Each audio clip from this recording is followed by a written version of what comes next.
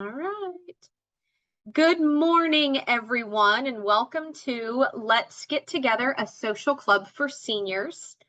And this program is being recorded for future viewing on our YouTube and other media channels.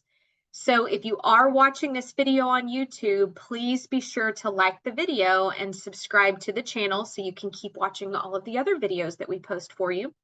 But I do want to say a special thank you to Arrow Cares by Lockheed Martin employees and also Hesta Stewart Christian Trust for grant funding for the program. And I'm Heather, your host for today, but Peggy is joining us with some really cool artwork to share on the topic of animals. So I'm going to stop sharing my screen so she can share hers. We can talk art. All there right. You go. Thank you. Mm-hmm. So today's theme is animals. Everything we're looking at is in our permanent collections, and I don't think anything is on view right now. We're going to start with this sculpture, which the tricky thing is with sculpture, this particular one is meant to be viewed totally in the round.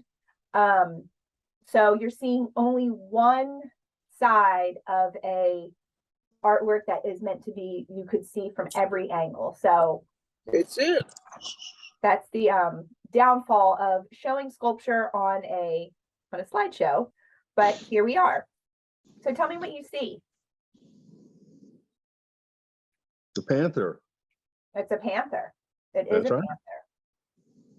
What do you notice about him? He is actually in his, if I get it right, he's actually in his crawl, sneaking up What onto it. you're right. What indicates that motion? His front paws and his back paws, just the way they're positioned, as well as he's just straight and he's staring intently. Mm-hmm. In the last session, people pointed out his pinned back ears. Mm-hmm. Yeah. And his closed mouth. So he's very quiet. He's sneaking up, about ready to pounce, and you can see his shoulder blade from his other arm. So, and then you can see too the detailing of his hair. So, have any of you ever heard of this sculptor Alexander Proctor before? I don't think I have. He's a kind of a big player in American Western art. So if you liked American Western art, this is where you probably would have come across him. He was a real famous wild animal sculptor. So he has several different pieces that are just of animals alone. He was working out of New York City, so we would often go to an animal menagerie, I think Brooklyn maybe. But he would go to see these wild animals in captivity to then create different sculptures of animals that you wouldn't necessarily see every day just around. So he started this sculpture, this mold, in 1891 when he was in New York. He ended up going to Paris. And when he went to Paris, he took the mold with him and tinkered on it a little bit more. So that's why you'll notice that the date spans a couple years. So because he worked on it, took a break, and then worked on it again. And then he had a cast made when he came back to the United States with a foundry out of New York City, which a lot of sculptors were working with foundries in New York City. And so there are several casts of this sculpture made. And one particular recipient was President Theodore Roosevelt. He got this gift as received this as a gift from his cabinet when he was on his way out. So, and Theodore Roosevelt was a huge outdoorsman, hunter, fisher, really believed in the betterment of a person who was able to hunt themselves. And so it was a very much appreciated gift. That's why he's the president, the only president with a national park named after him. Oh, that's a good little tidbit. Yeah. Yeah, so the one we have is not the one that was given to Roosevelt, but it is a cast of the same sculpture. So, and this is a huge sculpture. Again, it's so hard to tell what sculpture any artwork is really the size of on screen, but this one is 10 inches wide by 37 inches long. So it takes up That's a big. nice, it has a nice presence in the gallery. This is going back on view. It was off view for the last 3 months, but it's going back out. This is a favorite among the school groups that comes through. They always love seeing this big old panther. So appropriate to have a panther in Panther City. All right, so we're going to go to another sculpture, which Yeah. this, again, size means nothing on screen. This one's only 2 inches by 3 inches, so it's a bitty, That bitty, look like to you a tiny bull? little guy. So what do we see here? Comes out looking, being told it's like What are we observing in this particular sculpture? A bowl. It's a bull Yeah. with an open mouth. And the title says bull bawling. So if you know this sound, it's a guttural sound that a bull makes when he is agitated or about to charge. So Charlie Russell, we've looked at artwork of his in the past, typically paintings or bronze sculptures, but he really was producing art in all types of medium, illustrations, these wax models, bronze, and then painting is what, you know, our collection has a lot of. And so the animals were a very popular theme in all of his artworks, whether it was buffalo or horses or bears. We see a lot of animals and nature in general in his artwork. So this is just one of his little guys that he hand carved with out of wax. And he was known to be a really good wax worker. So as it's starting at like 5 years old, he would find spare wax and be creating. And he did this all the way through his adulthood. And he would different letters to friends, pictures, notes he'd made, state that he had a longer pinky nail than the rest of his other fingernails. So he was able to go in and start to add detail to the artwork. So you can see some of the, you know, indications of hair on the bull's belly, on his tail. He was able to get back in and work with his pinky. If he was just he would always have a goose egg size of wax in his pocket. So it was just something he would kind of do when he was sitting around relaxing or in conversation, almost like a nervous habit, but was producing art. And so I have a picture of him working, and everyone's kind of gathered around to watch him. So you can see how tiny he's working just with his hands. Wow. And everyone's really interested because You know, you mentioning the him using his pinky nail. I never noticed before, but that sculpture of the bull, it has so many, like, I can almost now see like him using his finger to, you know, get under it and fluff up the hair and, you know, make all the different, I can see that now that you pointed that out. Yeah, it's able to get some of those hard lines that you might not be able to do if you didn't have that longer fingernail. He might have been using a dowel, I don't know, for this particular one, but if not this one, others you can definitely see. Yeah, I can almost picture it now with the story. Yeah, places like that. So he there are legends that say he was so good at sculpting wax, he would put his hand behind his back and use both his hands and then put his hand back around and he would have a perfectly formed little animal or sculpture, whatever it was. He was known to be so good. And so as his career went on, someone suggested to him, well, why don't you start working in bronze and see what you can do with, you know, what a traditional sculpture might produce. So he was very good at that as well. And again, his subjects were animals, horses, bears, bulls,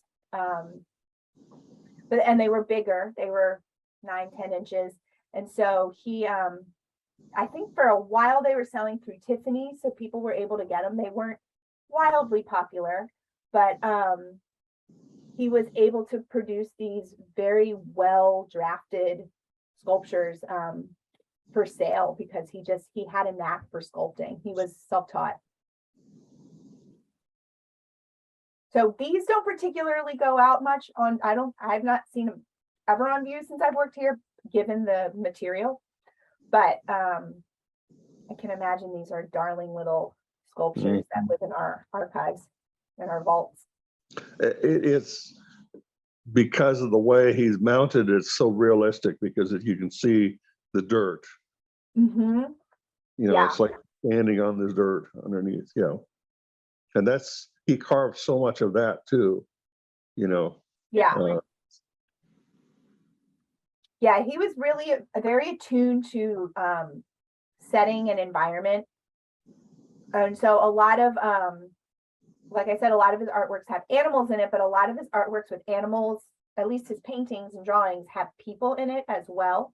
So there's a lot of the, one, when it's the environment, he's really praising the land and wants to show off the beauty of the land. He had a real admiration for the earth. But then in these animal and people dynamics, those were a little less stressful, or a little more stressful. It was the fight between the animal and the person. So while we're not seeing a person here, we see a cow in kind of distress.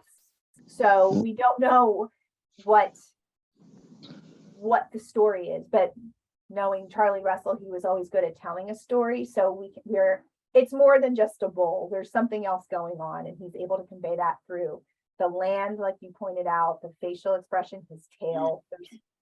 There's a little oomph to it, the texture. Yeah. All right. Oh, go ahead. No, I was saying, yeah, that's very interesting. I like it. It makes such a difference whenever you can zoom in and see it. It's so good. I know, that's so funny because you guys are seeing it in a way you would never be able to see it. It would be under glass and you would have distance between it. So Elliot Porter, you can't talk about animals without talking about the photographer Elliot Porter. And here is, you can't really talk about anything without talking about Elliot Porter and art. But here we are with, I think, as a stunning photograph of giraffes in the Serengeti in Tanzania. What jumps out at you? What strikes you when you first look at this? well, the symmetry, the way he framed it. Yeah, the symmetry, the patterns. Mhm. It feels very balanced.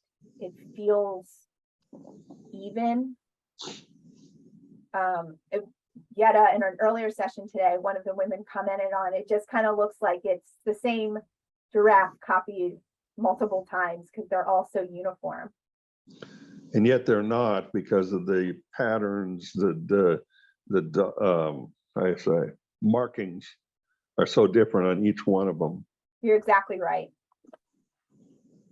But there's a uniformness that strikes you, and then you're pulled in, and then that's when you really do start to notice those differences. The tail, the difference in tails was pointed out. The thickness of the neck on one of them is much thicker than the others. Yeah, that's much skinnier compared to the others. Yeah. Even the hair color seems to vary from, or the mane. Yeah. So there's something just very, we were also saying timeless about this, where even though this was taken in the 70s, this could have been taken really anytime. There's no indication of time. It's just animals in nature. And Elliot Porter was a real advocate for environmental conservation, for protecting animals. And so a lot of his photographs of the animals and landscape really don't show the human hand. It's trying to preserve what exists without the human hand. So that contributes to that timelessness. You know, it would be a totally different image if we saw some wind turbines in the background. That would be a very different feeling than just whatever that gently rolling hill is in the background. And obviously they're standing still, they're not moving. Right. Yeah, they're not, this isn't a bum rush somewhere. This is, they're kind of maybe just milling around. And he, earlier in his career, he did take black and white photographs, but as he got more and more involved with environmental protection, he thought it was necessary to photograph in color because then he was able to capture the beauty that is the natural world in its true color. So this is a really good example of how those colors keep you focused, keep you sucked in, but really portray the beauty of those giraffes. And this photograph was part of a larger series of 80 photographs about, it was a photo essay about his time in the Serengeti in Eastern Africa. And so it was partnered with, the book has actual written essay by a man named Matheson. And his part of the book is titled The Tree Where Man Was Born. And then Porter's contribution were the 80 photographs, a photographic essay, and that was titled The African Experience. So while they're not completely connected to each other, they are kind of riffing off of each other's time in Africa. All right, so these beauties we're going to leave. More of a snapshot, but maybe something you might remember doing as a child yourself, or going on a field trip with your own children to a zoo or petting zoo or a farm. And we've got here a bunch of little boys feeding animals, here focusing on the little goats. You're saying kids feeding kids. Baby goats. Earlier. And so Helen Post, we have, we're the repository for her archives. We have all of her correspondences and photographs, negatives, things like that, that some are higher art than others, but this is more of a snapshot. But she was really known for, she took thousands and thousands of photographs of indigenous communities in the plains. And so here, these are little Sioux Indian boys. And she was mostly known for Navajo, but was working with other nations in that area as well. Did anyone have a goat growing up or live on a farm with goats? Nope. No. Yeah, no one did in the last session either. And we were talking about how goats are kind of one of those wacky animals, like they have a lot of quirks to them. And so one of the things we were saying is in Morocco, and I'm sure it's other places in Africa if you go, goats climb up into the trees and like hang out on the branches. So when you're driving down the road, you can see goats in the trees, which is kind of funny. And then another person was pointing out that they faint when scared, or they can faint to protect themselves and play dead. So fainting goat, like there's a bar in Denver I know called the Fainting Goat, but you might have seen a goat faint or scream. They sound like humans when they scream. And you can also do yoga with goats. So goats are making a comeback for themselves. I mean, they have a lot going on. And then you have milking goats. Mm-hmm. Yep. And then you have in the rodeo, you have goat roping. Yep, you do. That's right. Man, they're like a pretty well-versed animal. They've got all sorts of things going on for them. And there's a restaurant downtown called the Rodeo Goat, which is really good burgers, interestingly enough. So they're latching their wagon or hitching their wagon wherever they can these days, those goats. All right, we got one more artwork. Chickens. Pretty different than the ones we were just looking at. This is again a huge artwork. It's 30 inches by 44 inches. So it would feel pretty close to life size of these cranes. Yes. What do we think? Do we like this type of artwork, or is it what does it make you feel?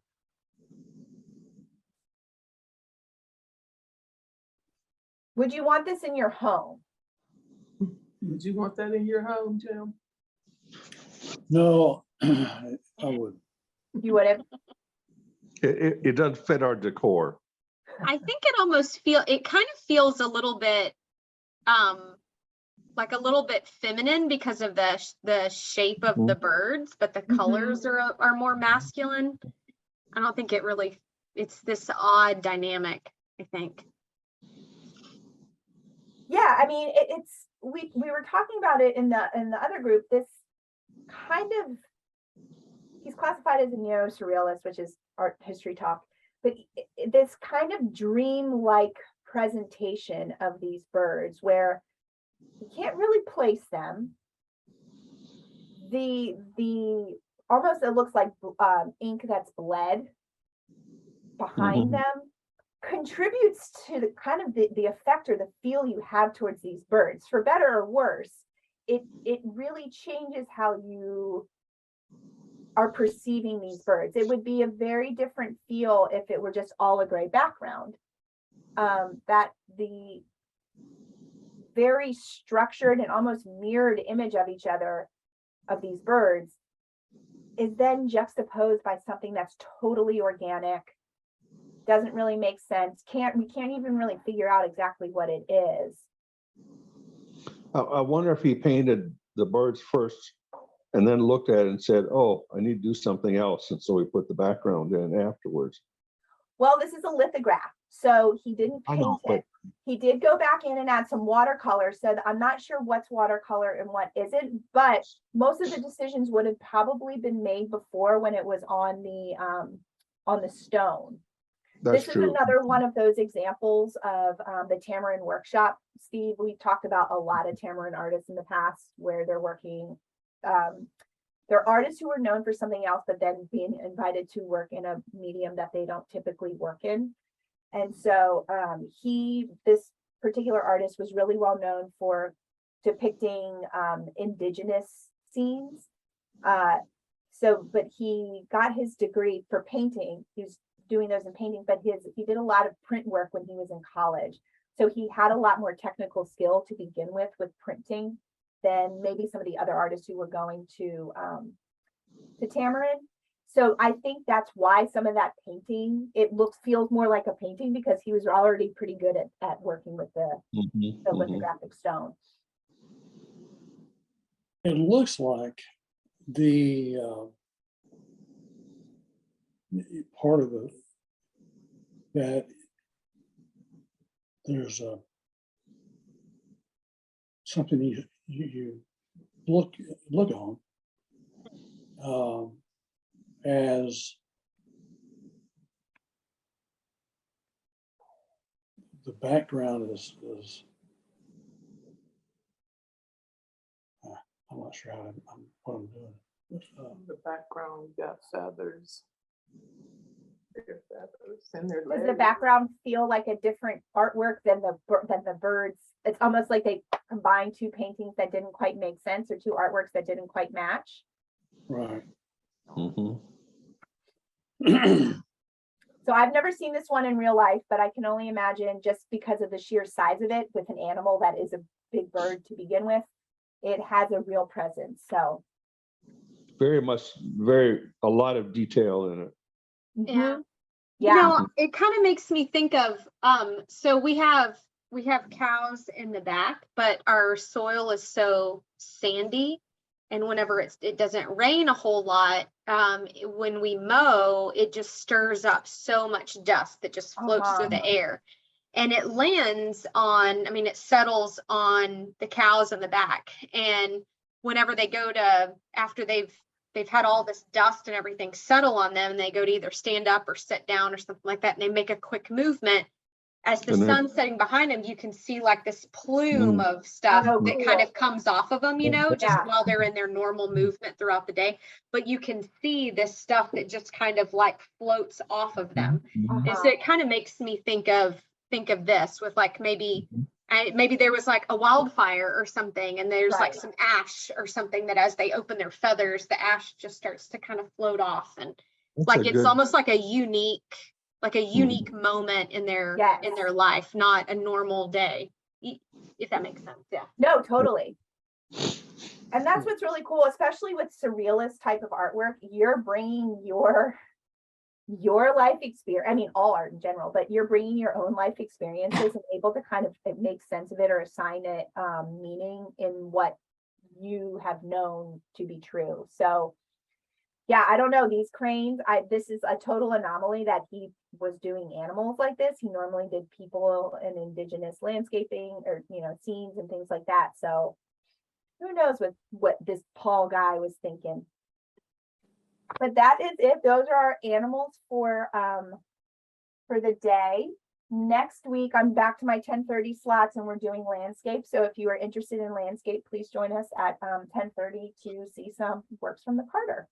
I'm going to steal the recording of that 10:30 and I'm going to play it back later, later that week as an instant replay as well for the 11:30. Yeah. Great. So Well, I'm friends- going to multiply you, Peggy. I'm just living longer and better in other places now. All right, my Thanks to friends, have a good technology. rest of your week. I'll see you at 1:30. All right. All Oh, yeah, right. I'll see you at 1:30, Heather. Yeah. All Okay. right. Bye, everybody. Oh, bye-bye. Bye-bye.